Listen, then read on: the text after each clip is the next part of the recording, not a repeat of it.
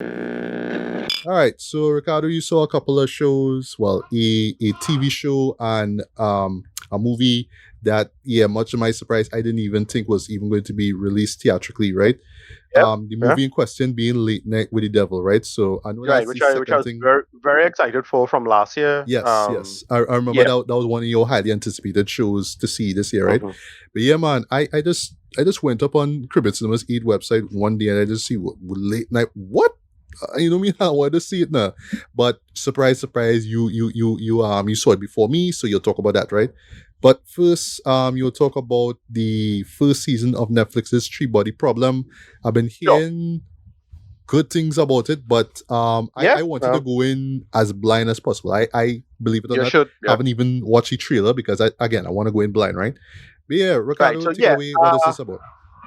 Right. So this is loosely this is based on the Lucian well, I don't know what to call it, but basically the memories of what is the remembrance of Earth's past trilogy, or the AKA the Dark Forest trilogy of his novels. It's a Chinese author, really really popular books about a decade ago. Uh and last year they did an adaptation that was Chinese. So this year they have their basically an Americanized version of the same thing, or their a westernized version of the same story. But the story is always an international story anyway. So before we start, the one sour note in all of this, created by David Benioff and DB Weiss. Yep, Oof. D and D, the guys Yeah, That kind of had me as who are well. smelling that Star Wars money and say, you know what, you see that Game of yeah, Thrones show that Mm-hmm. all you love? All right, but that, I had to get that Star Wars money. right, right. But yeah, that's the only thing that's sour man on seeing the names on this. But other than that, yeah, um, it's good. I actually enjoyed it for what it is.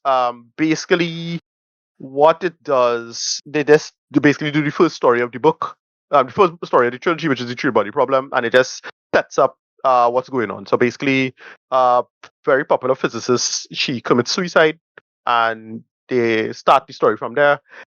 It stars, uh, Jovan Adepo, right? So last time I know him is he was in Overlord. Remember Overlord? That was pretty good. He starred at. He plays Saul Durand.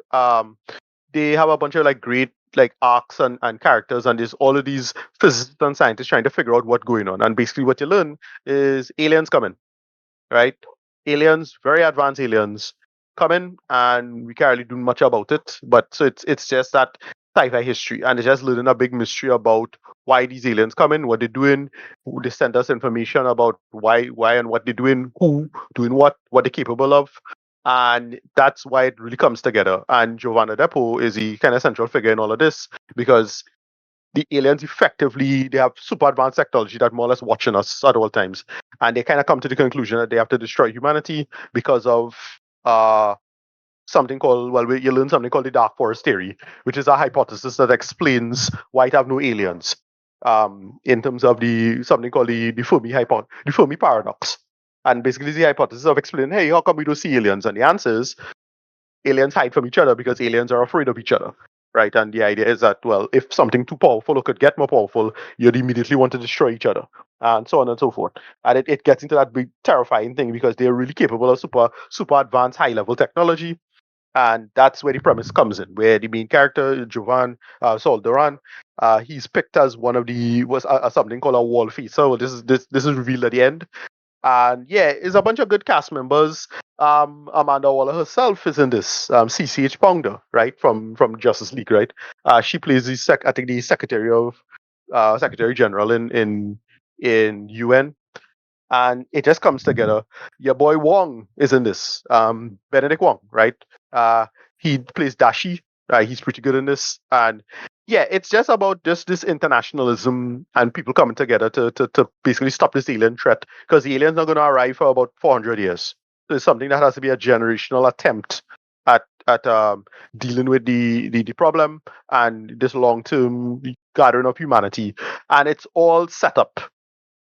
That's the only downside of it. But the first book is the same thing. It's all set up. They basically the main concept of the main story is doing something called the otherwise called it by the step ladder project, I think, or the staircase project, which involves something, and a lot of it is 1960s China and the Maoist Revolution, and all of these things come together. And I thought it was pretty good, right? Written, yeah, about an 8 out of 10. I actually really enjoyed it for what it was trying to do and say. And, it's, I don't know if it's better than the Chinese version, but this one is a lot more accessible. So I actually prefer this to the Chinese version that came out last year. Chinese version came out last year was good, but it just felt like it is a straight adaptation and it didn't really inspire me. But I'll admit I'm kind of biased because all the Chinese actors I didn't know, and it takes a much more Eastern sensibility in terms of the approach and techniques. This one is more Western, and it deals with that in that way. And yeah, that's about it. Rating 8 out of 10. I do recommend it. You will enjoy it. I think so, at least. But it is a bit of a slow burn, right? It's 8 episodes, each is about an hour long. So it's that. But it's more explanation and characters talking to each other and Chinese history and so on and so forth. Uh, but I dug it. I really enjoyed it for what it was. So yeah, there's that.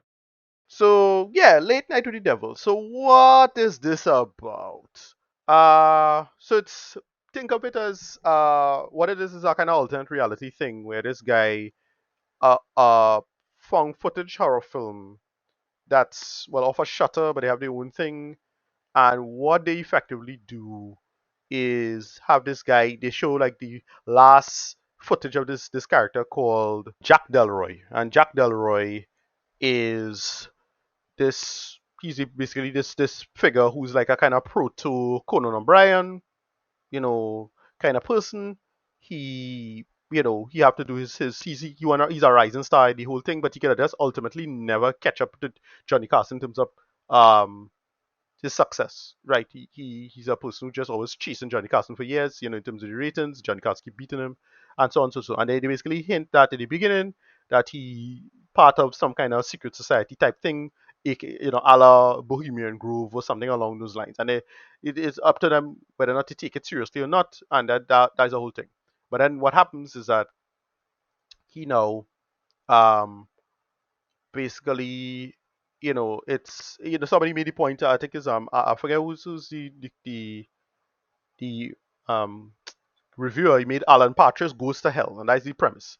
So now it's his wife dies from cancer, and then that sets up the big conceit of him coming back now to do a final show, but in an attempt to sort out the ratings. This Halloween episode. So basically, the show now comes together where people have to, you're seeing what they do is they do a behind the scenes footage thing on the show, but then they show the final footage and it's like a found footage thing. And now this girl, she has effectively like a demon in her. So the story, it started again, the whole thing is there's this creepy late night hosting. It's a creepy Halloween episode, and then they bring on a guy called Christo. He's like a seer kind of thing, but you think he's a bullshitter. And then they bring in another figure who's like akin to the like what James Randi was. He's the skeptic figure, and I think Michael Ironside is this as a voice. I'm like, alright, cool. The narrator, he's the narrator of the show, which is really funny. I didn't know that. I only saw him in the credits. Like what? But yeah, it's Night Owls with Jack Delroy, and then it just gets into this horror session. And yeah, this could have easily been like if you know what like Red Mirror, right? Remember they want to have a horror follow up to Black Mirror, something like that. And then it just delves into the demon stuff really well. So it starts with the character Christo. He again like a typical clue reader bullshitter type. He's similar to somebody like a oh gosh, I forget the guy's name, but he's a guy who used to bend spoons back in the 70s. That guy. And it's all about sight, seeing that bullshit where you talk to your dead and you cold read somebody or hearing a name. But the way they frame it as if he don't know anything, but he claimed he really have powers. And then the skeptic character, uh, this guy, I forget his name. I think it's Haig or something like that. He's like basically like what James Randi was back in the days, the skeptic, just to call out the bullshit and so on and so on. He's like a real smug asshole about the whole thing and blah blah blah. And then you realize that the crystal guy kind of calling out a person that is really talking about Jack. And you learn well because Jack's wife died from cancer, and that was he mentioned the nickname of the wife that he's the only person who called him. So like, oh, that's so creepy. But they think it's like the skeptic guy think it's all part of a bit, and he's all part of the whole thing now. But that is not true. That is not what happening.